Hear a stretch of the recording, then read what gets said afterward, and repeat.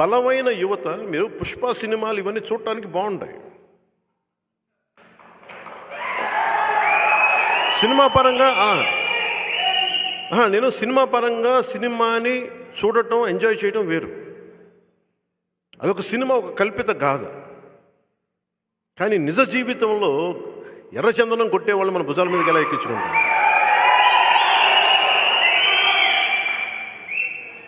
అంటే అంత అకారం. నేను డబ్బులు సంపాదించుకున్న మార్గాలు బోల్డని ఉన్నాయి. శ్రీవారి సొత్తును దోచేయడం కాదు. ఎవరికి పడితే ఫ్రీ దర్శనాలు, అడ్డు ఆపు లేదు టీటీడీ దోపిడీకి. అలా కాదు. నేను నా ఉద్దేశం ఎలా ఉంటుందంటే, రమణ దీక్షితులు గారు, నేను న్యాయం ఎప్పుడు ఎలా ఉండాలి అంటే న్యాయం ఎప్పుడు ఎలా ఉండాలి అంటే తప్పైనా ఒప్పైనా ఒకేలా మాట్లాడు. ఆ రోజు ఆ పింక్ డైమండ్ పోయిందని నా చేత కూడా రమణ దీక్షితులు గారు ఫోన్ చేస్తే నేను కూడా ఖండించాను ఆ రోజున. అదే రమణ దీక్షితులు గారు మళ్ళీ వైసీపీ రాగానే ఒక మాట మాట్లాడాలి పింక్ డైమండ్ గురించి. నా సమస్య రాయలసీమలో ఇదే సమస్య. ఒక అన్యాయం జరిగితే పార్టీలు మారినా మీరు ఎదిరించి నిలబడకపోతే మనల్ని ఎవరు బాగు చేయలేరు. నాలాంటి వాళ్ళు ఒక 10 లక్షల మంది వచ్చినా మనల్ని మనం హెల్ప్ చేసుకోకపోతే ఎవడు బాగు చేయలేడు. నా కోసం చెప్పట్లా. నా బిడ్డల్ని ఎవరు టచ్ చేస్తే నేను ఊరుకునే వ్యక్తిని కాదు. ఒక 5,000 జీతగాడినైనా సరే నా కుటుంబాన్ని ఎలా రక్షించుకోవాలో తెలిసిన వాడిని. నాకు మీద గురించి నా భయాలు లేవు. నా బాధ, నా భయాలల్లా సమాజం ఏమైపోతుంది. అడ్డగోలుగా మన కళ్ళ ముందు దోపిడీ జరుగుతూ ఉంటే కామ్గా కూర్చున్నాం. రాయలసీమకి రౌడిజానికి పెట్టిన పేరైపోయింది. నా ముందే చెప్తున్నారు ఒక్కొక్క వైసీపీ నాయకులు, మా ఏరియాలకు వస్తే మేము ఊరుకోమన్నా, మేము ఎవరిని ఊరుకో అన్నా కదా, మా ఏరియాలకు వస్తే మేము ఊరుకోమండి. మా నియోజకవర్గాల్లో మాదే పలుకుబడి, ఎవరిని ఊరుకోం మేము. పలమనేరు అనండి, పీలేరు అనండి, ఏ నియోజకవర్గైనా అనేవాడిని. అలా కాదు. ఇది మీరు కూర్చొని ఒక నిమిషం మీరు కూర్చొని యువత వచ్చే తరం మీరు వ్యూహం వేయాలి. మీరందరూ ఏకాభిప్రాయానికి రావాలి. మన ఉమ్మడి ప్రయోజనాలేంటి, మన సామూహికంగా మనం ఏం ఆలోచించాలి, ఎక్కడ మనం గొడవ పడుతున్నాం, ఎక్కడ ఏకాభిప్రాయం ఉంది. ఏకాభిప్రాయం ఉన్న చోట అందరూ కలవండి, నిలబడండి. ఎందుకంటే రాయలసీమను కనుక ఇప్పుడు మనం ఇంకొకసారి వైసీపీని తెచ్చుకున్నారా మీరు మర్చిపోండి. అందరూ గల్ఫ్కి వెళ్ళిపోండి, తెలంగాణకు ఉద్యోగాలకు వెళ్ళిపోండి. తెలంగాణ వాళ్ళ చేత మళ్ళీ తిట్టించుకోండి. అక్కడ ఆంధ్ర వాళ్ళు మళ్ళీ మా ఉద్యోగాలు కొట్టేస్తాం, తిట్టించుకుందాం మళ్ళీ ఇంకోసారి. കാരണം మీరు చెప్తాను ఎంత బాధ అనిపిస్తూ ఉంటే అన్న, మా ఊర్లు వదిలి, మా అమ్మ నాన్న వదిలి పక్క కర్ణాటక పోవాల్సిన అవసరం ఏముందన్న, మాకు గల్ఫ్లకు పోవాల్సిన అవసరం ఏముందన్న. రైల్వే కోడ్లో ఒక మాట మాట్లాడితే మన వాళ్ళ గురించి బత్తాయి చెట్లు, చీనీ చెట్లను కొట్టేశారు, చీనీ చెట్లని. ఎందుకు భయపడాలన్న? దిగుచ్చారా వీళ్ళు? జగన్ మాట్లాడితే భయపెట్టేస్తాడు. మీకు అధికారం ఉంది అంటే నాకు తొడగొట్టడాలు ఇవన్నీ తెలియవు.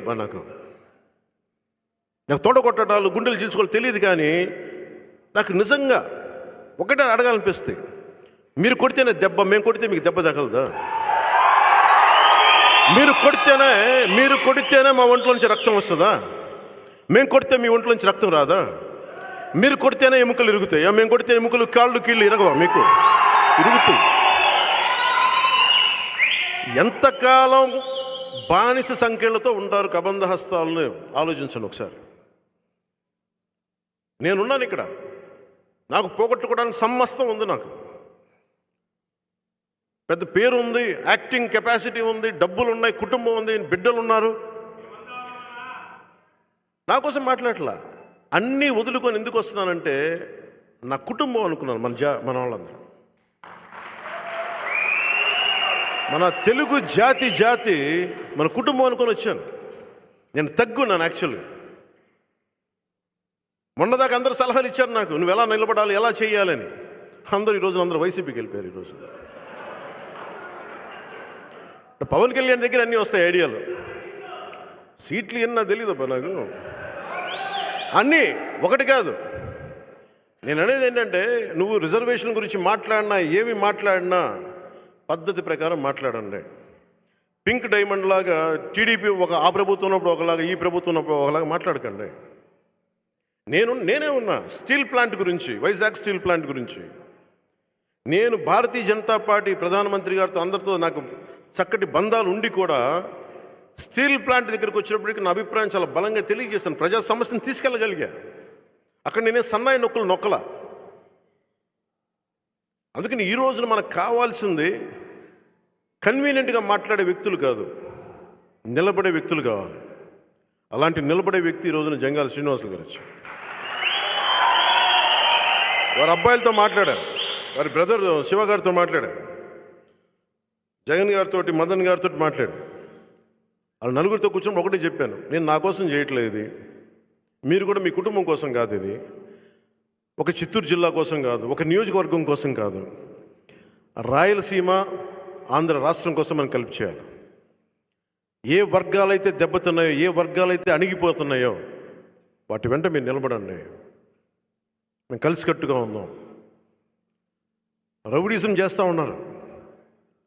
నేను మనం చెప్పింది వీళ్ళు రౌడీలని చెప్తా ఉంటారు. ఏం రౌడీలు వీళ్ళు?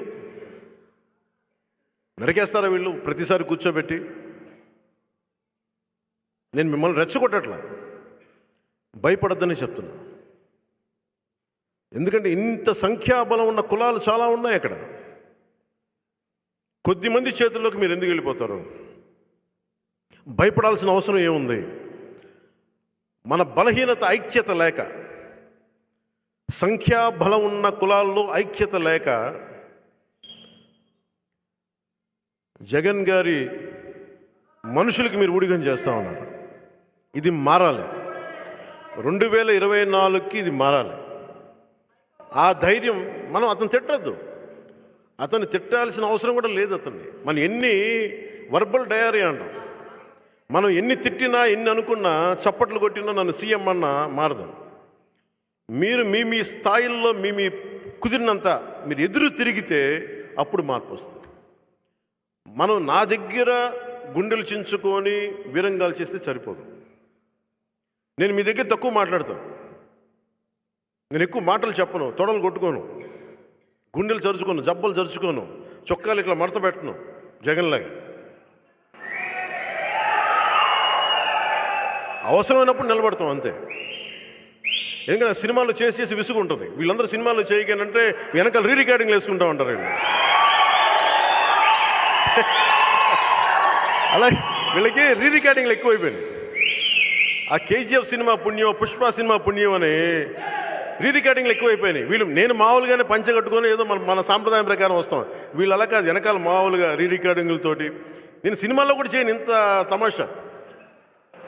పంచి డైలాగులు మళ్ళీ వీళ్ళకి సరిగ్గా ఒక సంస్కృత శ్లోకం ఇస్తే నోరు తిరగదు వీళ్ళకి, వీళ్ళు పంచి డైలాగులు వీళ్ళకి. సరే చెప్దాం. అలాగే పోలీసు ఉన్నతాధికారులు కూడా ఈరోజు నిన్న జరిగిన రాత్రి సంఘటన చెప్తా ఉన్న పోలీసు ఉన్నతాధికారులు కూడా, మీరు సెర్చ్ వారెంట్ లేకుండా మా ప్రెమిసెస్కి వచ్చారు. మీరు సహజమైన పాలిటిక్స్లో అంటే కుదరదు.